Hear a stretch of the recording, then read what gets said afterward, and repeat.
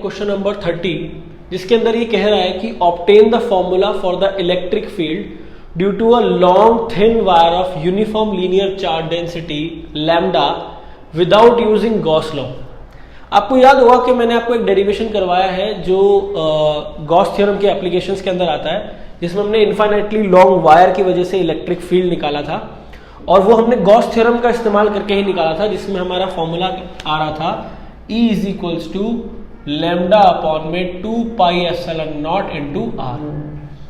हमें यही फॉर्मूला दोबारा से डिराइव करना है फिलहाल, लेकिन अब जो है हम गॉस थ्योरम का इस्तेमाल नहीं कर सकते, राइट। अब हम गॉस थ्योरम का इस्तेमाल नहीं कर सकते, तो हम बिना गॉस थ्योरम के कैसे निकालेंगे आइए समझते हैं, और कितना मुश्किल है और गॉस थ्योरम से कितना आसान हो गया था आप ये खुद कंपेयर कर सकते हो, राइट।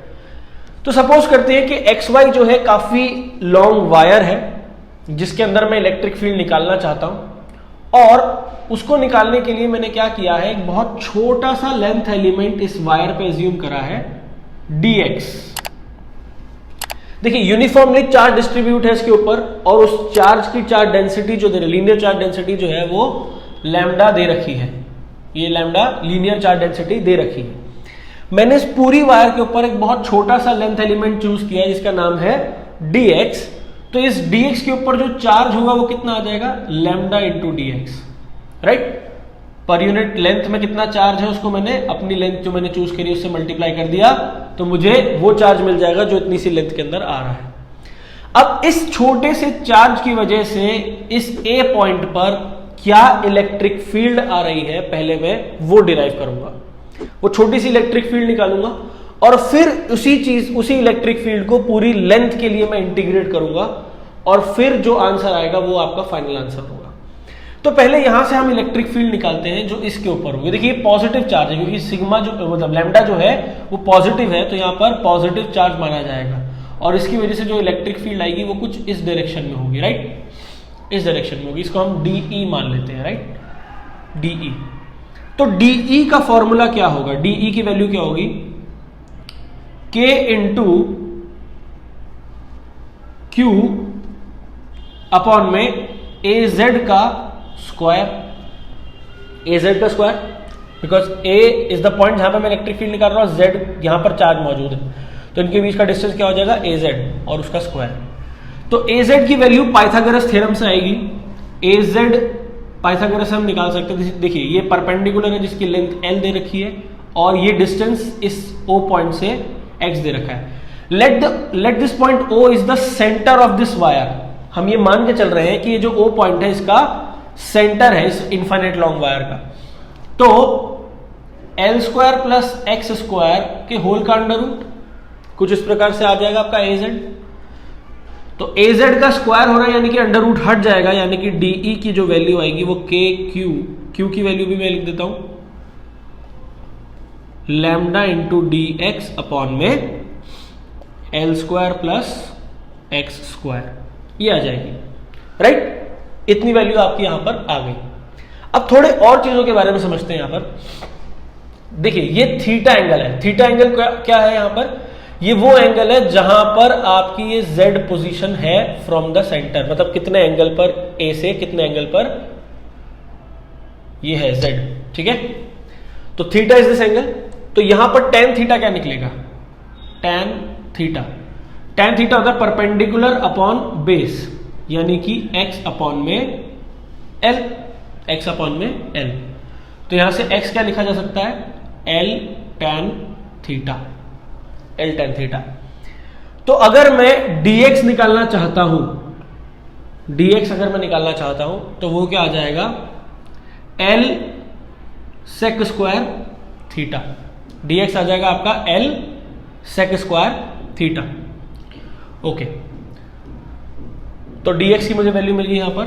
यहां से ये जो मैंने x लिखा है तो इससे एक्स स्क्वायर क्या मिल सकता है, एक्स स्क्वायर क्या मिल जाएगा, L square tan square theta, right, L square tan square theta. अब इस x स्क्वायर की वैल्यू और इस dx की वैल्यू को मैं जरा यहां पर पुट करना चाहूंगा। तो DE की वैल्यू क्या आ जाएगी, K लैम्डा, dx हो गया आपका L into sec square theta divided bye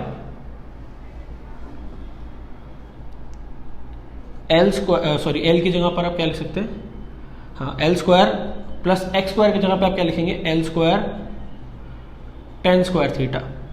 तो ये आ गया K lambda L sec square theta by L square common आ जाएगा 1 प्लस टेन स्क्वायर थीटा। तो एल से एक एल कैंसिल आउट हो जाएगा, 1 plus tan square theta again sec square theta होता है, तो के लैम्डा सेक स्क्वायर खत्म हो जाएगा अपॉन एल, ये बचेगा। देखिए ये सेक स्क्वायर थीटा है, यहां पर 1 प्लस टेन स्क्वायर थीटा भी सेक स्क्वायर थीटा होता है, तो सेक स्क्वायर थीटा से sec square theta cancel out हो जाएगा।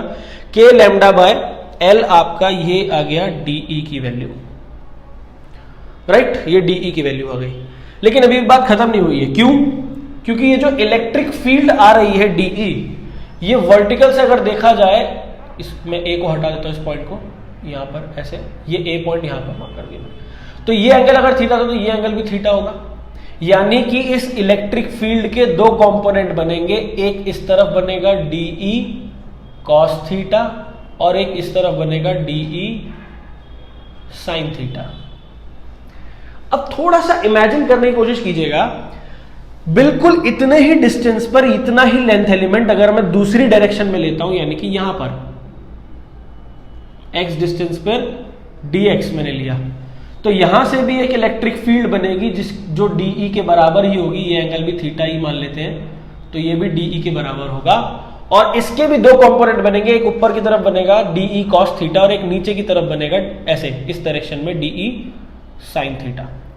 यानी कि ये एक लेंथ एलिमेंट है और इसकी दूसरी तरफ मैंने z डैश मान लिया, तो उस z डैश की वजह से जो इलेक्ट्रिक फील्ड आ रही है उसकी भी जो दो कंपोनेंट बनेंगे, तो डीई साइन थीटा दोनों एक दूसरे को क्या कर देंगे, कैंसिल आउट कर देंगे।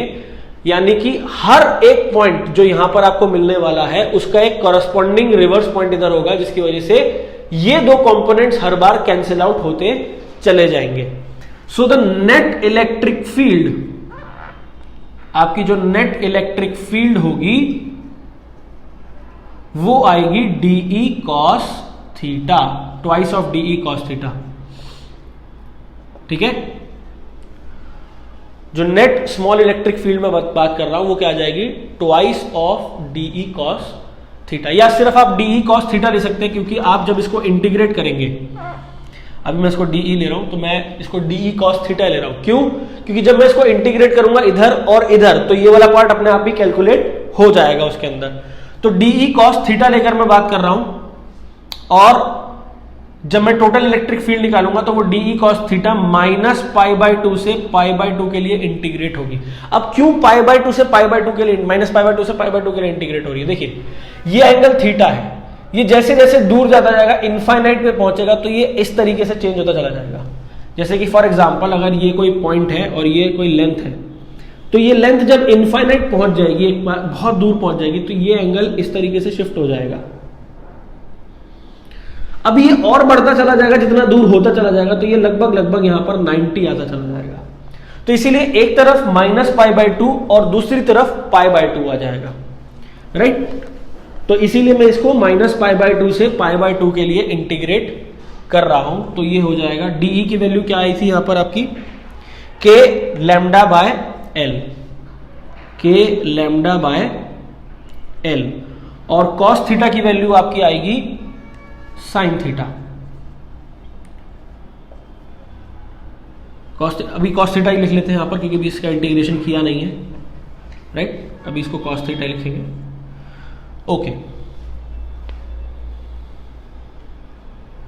चलिए अब इसको कॉस थीटा लिख लिया हमने, तो के lambda by L sine theta का, कॉस थीटा का इंटीग्रेशन हो गया sine theta minus pi by 2 से पाई बाय 2, राइट।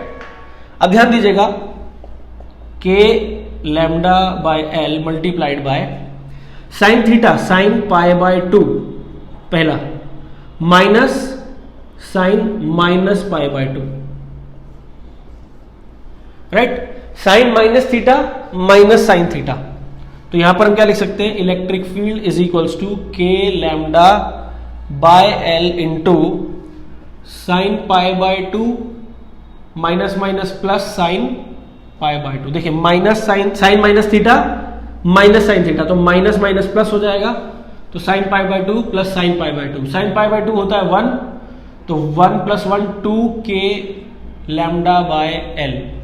के की वैल्यू होती है pi by 1/4 pi epsilon not, तो 2 lambda upon 4 pi epsilon not into L, which means it is lambda upon 2 pi epsilon not into L.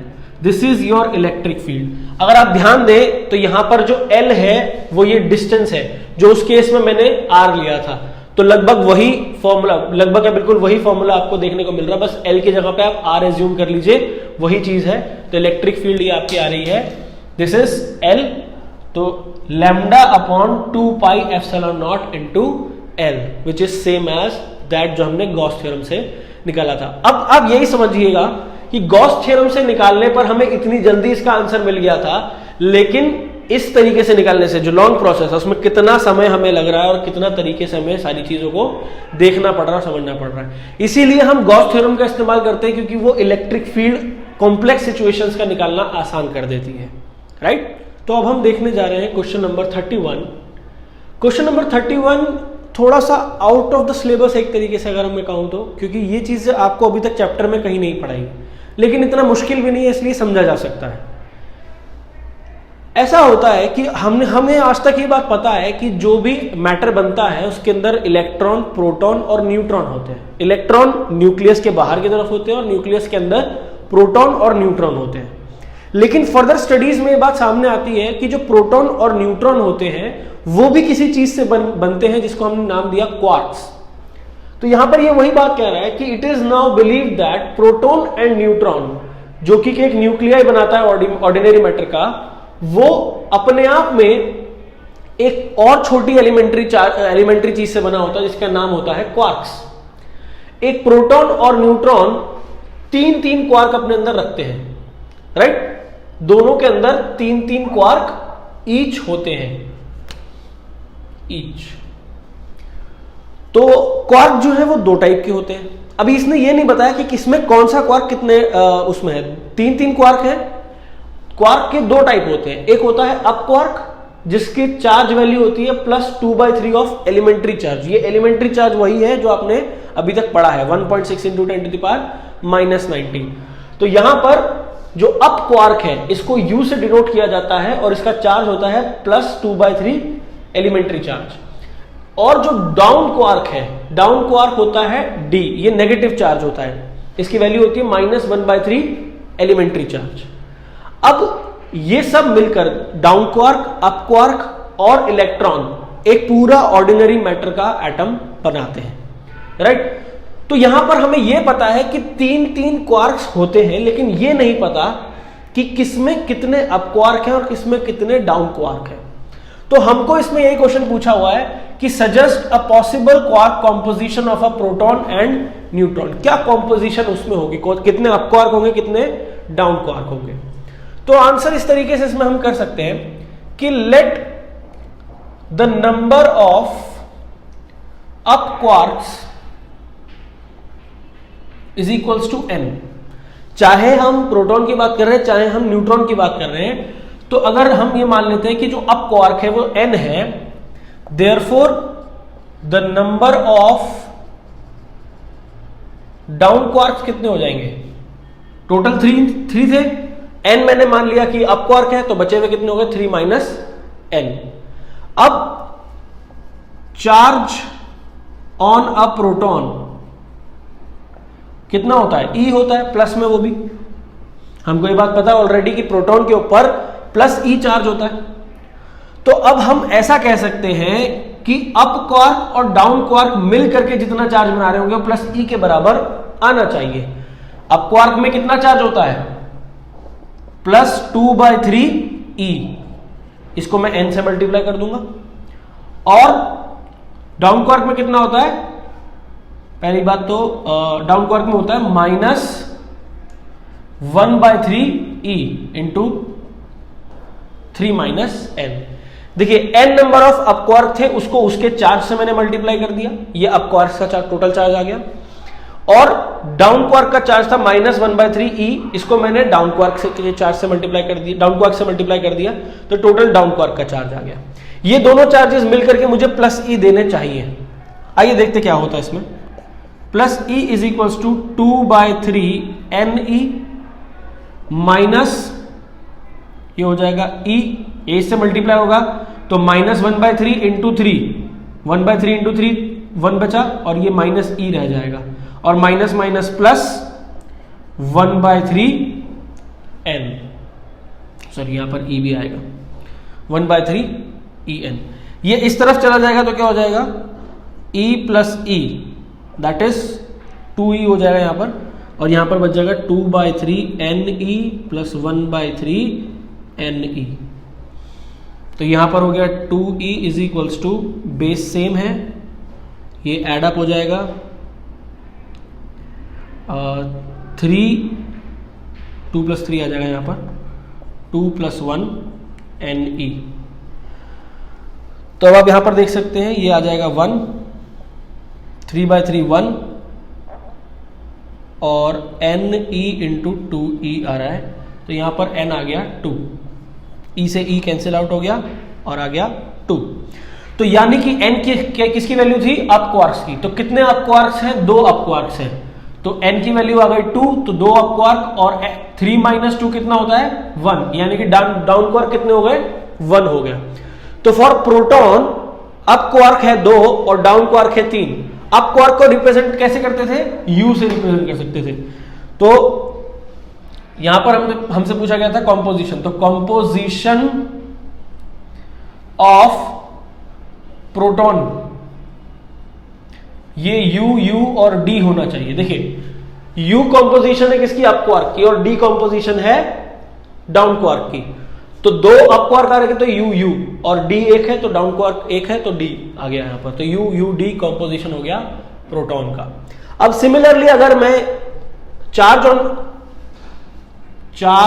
On neutron की बात करता हूं, तो न्यूट्रॉन पे चार्ज 0 होता है, यानी कि 0 should be equal to 2/3 e into n plus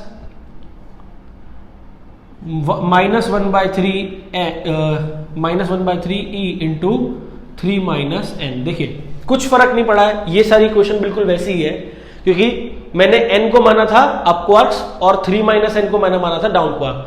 लेकिन इनका सम अब क्या आना चाहिए, यहां पर तो e आ रहा था प्लस में क्योंकि प्रोटॉन की बात चल रही थी, अब न्यूट्रॉन की बात चल रही है तो 0 आएगा, क्योंकि न्यूट्रॉन पे कोई भी चार्ज नहीं होता है। तो यहां पर मैंने क्या करा, इसको एड ऑन करा, तो यहां पर क्या आ जाएगा, ये 2/3 ne minus e minus plus 1/3 ne। तो ये -e इधर आ जाएगा, ये e इधर आ गया, ये हो जाएगा आपका 3/3 ne, राइट। ये कैंसिल आउट हो जाएगा, माइनस इधर आ गया तो ये प्लस में हो जाएगा, सॉरी यहां पे e आएगा। देखिए यहां पर मैंने एलसीएम लिया तो 3 आ गया और 2 + 1 भी 3 हो जाएगा, ये e इधर आ गया था तो यहां पर आ जाएगा, ये e से e कैंसिल आउट हो जाएगा, तो n की वैल्यू आ रही है यहां पर 1। आप अपने तरीके से भी इस चीज को कैलकुलेट कर सकते हैं, लेकिन यहां पर आपको आंसर वही मिलेगा हर बार, n = 1। तो n किसकी वैल्यू थी, अप क्वार्क की, तो अप क्वार्क 1 मिल रहा है, तो डाउन क्वार्क कितने हो जाएंगे 3 - 1 दैट इज 2। तो कॉम्पोजिशन फॉर न्यूट्रॉन, एक अप क्वार्क है तो u और 2 डाउन क्वार्क आएंगे तो d। तो composition for proton u d और composition for neutron u d d। ये आपको समझ में आ गया होगा क्वार्क की कैसे कॉम्पोजिशन आ रही है। यहां पर u d इसलिए आ रहा है क्योंकि एक चार्ज इसमें है, लेकिन यहां पर u d d इसलिए आ रहा है क्योंकि यहां पे कोई चार्ज नहीं है, राइट। अब हम पढ़ने जा रहे हैं क्वेश्चन नंबर 33, और इस क्वेश्चन के अंदर ये कहा गया है कि एक पार्टिकल है जिसका मास m है और चार्ज -q है। ये रीजन में एंटर कर रहा है जहां पर ऑलरेडी एक इलेक्ट्रिक फील्ड सेटअप की गई है, यूनिफॉर्म इलेक्ट्रिक फील्ड, और x एक्सिस की डायरेक्शन में मूव कर रहा है विद अ वेलोसिटी vx। मतलब आप ऐसा मान के चलिए कि ये एक इस तरीके से प्लेट्स मौजूद है, यहां पर पॉजिटिव चार्ज है और यहां पर नेगेटिव चार्ज, ऐसा मान लेते हैं हम, और electric field positive to negative होती है, ये बात हमको पता। This charge of mass m with velocity vx is moving in this x direction inside this electric field, मतलब ये पहले बाहर मूव कर रहा था लेकिन मूव करते करते इस इलेक्ट्रिक फील्ड के रीजन में आ जाता है। इसकी वेलोसिटी होती है vx और मास होता है m और चार्ज है -q। तो ऑब्वियस सी बात है, जब कोई नेगेटिव चार्ज इलेक्ट्रिक फील्ड के अंदर आएगा तो वो एक फोर्स एक्सपीरियंस करेगा due to this electric field, और किस तरफ अट्रैक्ट होने की कोशिश करेगा, पॉजिटिव चार्ज की तरफ अट्रैक्ट होने की कोशिश करेगा। तो यहां पर वो कह रहा है कि the length of the plate is L, मान के चलते हैं ये जो लेंथ है इसकी प्लेट की ये L है, और एक यूनिफॉर्म इलेक्ट्रिक फील्ड E हमने लगा रखा है यहां से, ऐसे ये इलेक्ट्रिक फील्ड E जा रहा है। Show that the vertical deflection of the particle, यहां पे पार्टिकल समझ लीजिएगा, particle, show that the vertical deflection of the particle at the far edge of the plate is QEL square upon में 2m Vx का square, right? What is this vertical deflection? Vertical deflection is this S, ये जो distance है ये हमें vertical deflection मिलेगा, right? Horizontal deflection ऐसे होता, लेकिन ये प्लेट्स ऐसे रखी हुई है और चार्ज ऐसे आ रहा है तो डिफ्लेक्शन ऐसे देखने को मिलेगा, और तो ये वर्टिकल डिफ्लेक्शन कितना होगा हमें ये पता करना है। अब यहां पर थोड़ी से कॉन्सेप्ट आपको 11th क्लास वाले लगाने पड़ेंगे, स्पीड, वेलोसिटी, टाइम, इन सबके थोड़े से कॉन्सेप्ट लगाने पड़ेंगे। ध्यान दीजिएगा, हमें क्या पता है, देखिए जब भी कोई चार्ज एंटर कर रहा है इलेक्ट्रिक फील्ड के अंदर तो उसके ऊपर फोर्स लग रहा है, राइट, उसके ऊपर फोर्स लग रहा है। अभी वो फोर्स क्या करेगा, एक्सेलरेशन प्रोड्यूस करेगा। तो हमको पता है कि फोर्स क्या प्रोड्यूस करता है, एक्सेलरेशन प्रोड्यूस करता है, तो मास इनटू एक्सेलरेशन, फोर्स क्या होता है, मास इनटू एक्सेलरेशन। तो यहां से मैं acceleration in the vertical direction निकाल सकता हूं, वो कितनी आ जाएगी, force divided by mass, right. लेकिन सवाल ये उठता है कि मुझे यहां पे क्या फोर्स पता है, बिल्कुल पता है। फोर्स जब इलेक्ट्रिक फील्ड की वजह से लग रहा है तो उसका फॉर्मूला क्या होता है, force is equals to charge into electric field. हम यहां पर सिर्फ मैग्नीट्यूड की बात करेंगे क्योंकि डायरेक्शन ऑपोजिट होती है, हमको भी पता है। तो यहां इस डायरेक्शन में जा रहा है, ये बात हमको पता है, हमें उस डायरेक्शन की बात नहीं करनी है, हमें किस बारे में बात करनी है, सिर्फ मैग्नीट्यूड की बात करनी है। तो फोर्स की वैल्यू पुट करेंगे तो यहां पे आ जाएगा QE अपॉन में m, this is your acceleration in this direction, right. Now ये आपकी एक्सेलरेशन आ गई। अच्छा देखिए, चार्ज ऑलरेडी x डायरेक्शन में मूव कर रहा था, there was no velocity in the vertical direction, this is horizontal direction, this is vertical direction। तो vertical direction में कोई भी velocity इसकी नहीं थी, तो initial velocity in the vertical direction was 0, right? Acceleration is this। अब ये चार्ज जब एंटर करा, लेट अस सपोज कि उस पॉइंट पे जो टाइम था वो 0 था, 0 टाइम पर वो एंटर करा, लेकिन कितने टाइम में वो इस लेंथ को कवर अप कर जाएगा, क्योंकि इसने क्या पूछा है, फार एज। फार एज का क्या मतलब है, at the end point of this length, ये जो प्लेट है इसके एंड पॉइंट पे कितनी डिफ्लेक्शन उसमें आ चुकी होगी, ये बात पता करना चाह रहा है। तो इस लेंथ तक पहुंचने के लिए इस लेंथ तक पहुंचने के लिए उसको कितना टाइम लगेगा, हमें पहले ये समझना पड़ेगा। सी, ये लेंथ हॉरिजॉन्टल है, तो हॉरिजॉन्टल के लिए स्पीड लग रही है vx, there is no acceleration in this horizontal direction, ये प्लीज दिमाग में रखिएगा।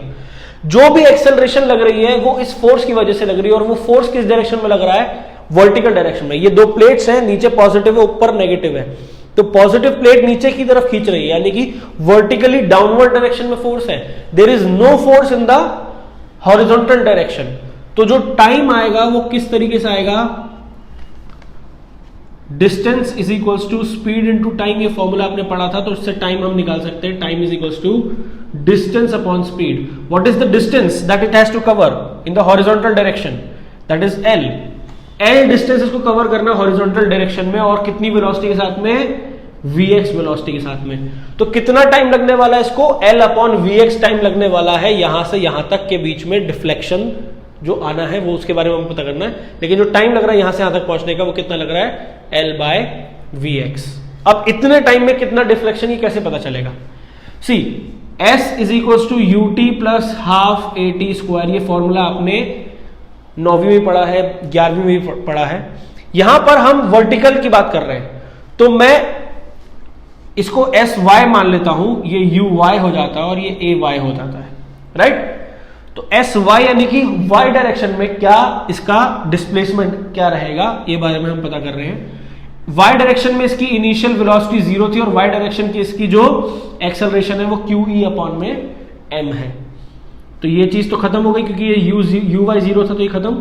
तो 1/2 इंटू ए वाई की वैल्यू है क्यू इंटू ई अपॉन में एम, और टी की वैल्यू आ जाती है एल बाय वी एक्स का whole square, which can be written as q e L square upon 2m v x का स्क्वायर। यही आंसर वो पूछ रहा है यहां पर, q e L square upon 2m v x square. This is vertical deflection. Vertical deflection यानी कि वर्टिकल डिस्प्लेसमेंट कितना चल रहा है, अगर वो ऐसे आ रहा था तो कितना नीचे डिफ्लेक्ट हुआ है, इसी बारे में वो जानकारी ले रहा था। और वो कितना आया है, Q e L square upon में 2m वी एक्स का स्क्वायर, राइट। तो ये चीज जब आप कंपेयर करेंगे प्रोजेक्टाइल मोशन से, तो प्रोजेक्टाइल मोशन में भी आपको कुछ इसी प्रकार मिलेगा। जो वर्टिकल हाइट, जो डिफ्लेक्शन की हाइट आपको देखने को मिलेगी, वो भी इसी तरीके से देखने को मिलेगी। या आप 11th क्लास के कॉन्सेप्ट में ऑलरेडी पढ़ चुके हो, वहां पर भी आपको इसी तरीके का फॉर्मूला देखने को